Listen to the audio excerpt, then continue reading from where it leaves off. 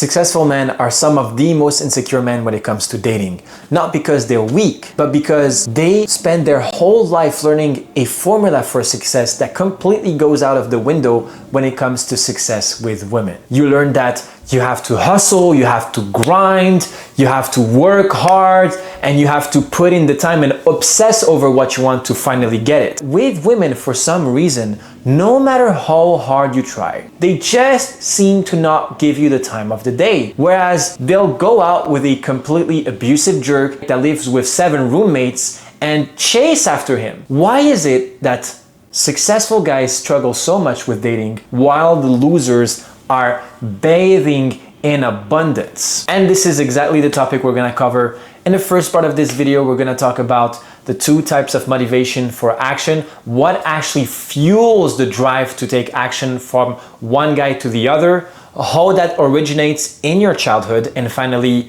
how that directly impacts how women perceive you and how attracted they are to you. If you're new to this channel, hello, this is Already Enough Coaching and I'm your coach Netter. I've struggled with shyness, social anxiety my whole life. I couldn't talk to women, let alone people. I dedicated the last 7 years of my life to learning everything I could about dating, relationships, women, pickup, and charisma to be able to finally have the dating life that I wanted. And fast forward a couple years, I can meet any woman I want, anytime, anywhere. And now, I teach other guys to do the same, not by teaching them pickup lines, routines, techniques, but by making them understand that they're already enough. And all they have to do is remove all the garbage inside that sits on top of their true inner self, so that having success with women becomes a complete byproduct of being who you truly are. If you look at the most famous success models, what are they usually driven by? Suffering. And that maybe initially is a good motivation to push you forward, but later on it starts to burn you out, because every action that you take doesn't come from genuine want, from alignment with yourself, doing things that you love, but from a more compensatory paradigm where you're always looking to prove yourself to yourself or to others by accumulating more wealth. A guy who's good with women will have what we call alignment motivation. And contrary to suffering motivation, alignment motivation means he doesn't take action because he's suffering. He doesn't take action because he needs to get something out of someone. He takes action because it feels true to who he is. So to give you a clear example of how that works out, you can imagine 2 guys driving a Lambo. The first guy drives a Lambo because he feels high status. He looks at the looks that other people are giving him, the women, the attention that he's getting from them. And he feels good about himself. He's like, wow, I drive a Lambo and now people are looking at me. It becomes part of his self-worth. Whereas the other guy who has more alignment motivation behind his actions, he's just a big fan of driving a Lambo. He loves how it feels when he has his hands on the steering wheel. He loves the sound that it makes. He loves the color, the shape of the Lambo. He never looks at how other people look at him.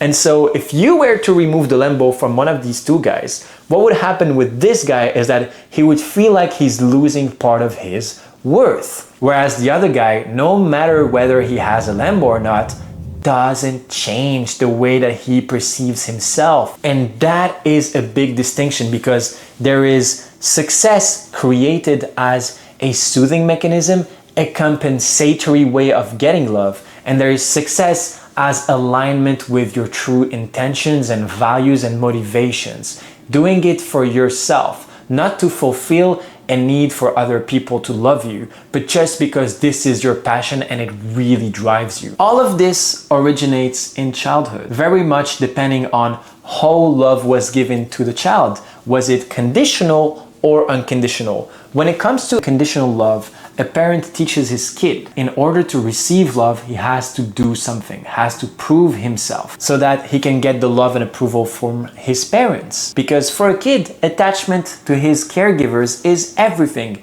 If his caregivers stop loving him and they stop taking care of him, the kid dies. He can't rely on himself. So he's gonna do everything he can in order to preserve his attachment to his parents, even if that means doing something completely unhealthy and toxic to himself. He will bend over and backwards to please his parents. So as the kid grows up, these survival mechanisms stay with him, and they don't just stay strategies, they unconsciously become an identity.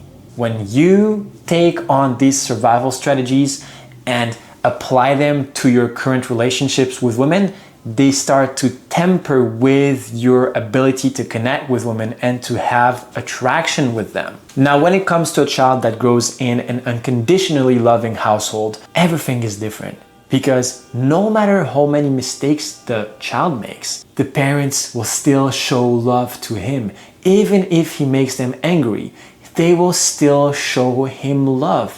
And the child grows up learning, no matter what I do, no matter how many mistakes I make, or no matter how many failures I have, I am still worthy of love. I am lovable. And he grows up and takes that same mentality and applies it in his relationships with women. So he doesn't act like he's inferior and tries to compensate. He just treats himself as an equal. And that directly impacts how women will perceive you and therefore their level of attraction for you. If you tone down attraction to one thing, attraction is simply high survival and replication value. What does that mean? First, you have to understand that attraction is primal.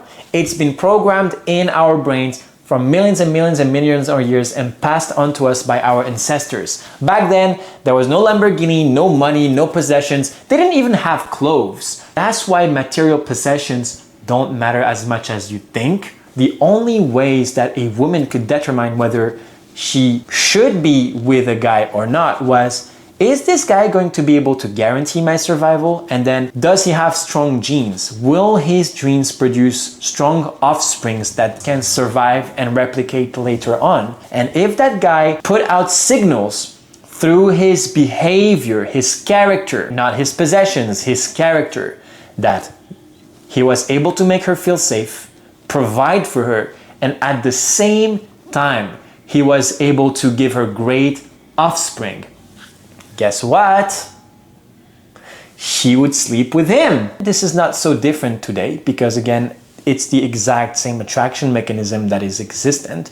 Although you can have all the jewelry in the world, the Lambos, you can own a 24 stories building, that doesn't mean that a girl will see you as high replication value, for example. Most guys that have that level of success had it because they were suffering. They needed to overcompensate for their lack of self-worth by proving to others that they could also be successful and hopefully through that success get the love and attention from others and from women. And what does that tell a woman when a guy comes up to her and communicates through his body language, through his character, the way he stands, that he feels like he's not enough for her and that he needs to do something compensatory to get her?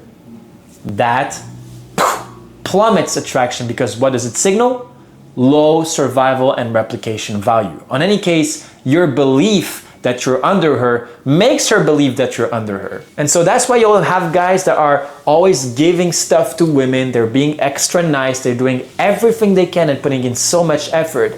Yeah, they'll end up with a guy that does none of those things because the guy that does none of those things believes he is enough. So the difference really between those two guys is not so much just the presentation, it's the belief they have in themselves that they are lovable and can get attraction from the women that they want. So if you're struggling with women, it's not because your pickup lines are not good enough. It's not because you need to practice more techniques, push and pull, pickup artistry. Although those things can be nice in different contexts, right? They can be good tools to use here and there to add value to a conversation, but they will never replace who you are. The fundamental of attraction is you're able to express who you are completely with women, and your sense of self and self-worth does not change depending on a woman's reaction. That's it for today, guys. Hope you really liked this video. If you found this informative and you got some good value out of it, click on the like button, click subscribe, and click on the notification bell to never miss another video. And if you'd like to speed up the process for yourself, you're fed up with this situation, you want to start dating more girls or maybe finding a girlfriend, and you want to get there in the fastest way possible, book your free coaching call by clicking in the link in the description below. We're going to look at your specific sticking points, analyze your current belief systems that are keeping you stuck with women, and we're gonna put an action plan to change that and get you the results you want as fast as possible. All right, love you all guys. This was Netter from Already Enough Coaching. Over and out.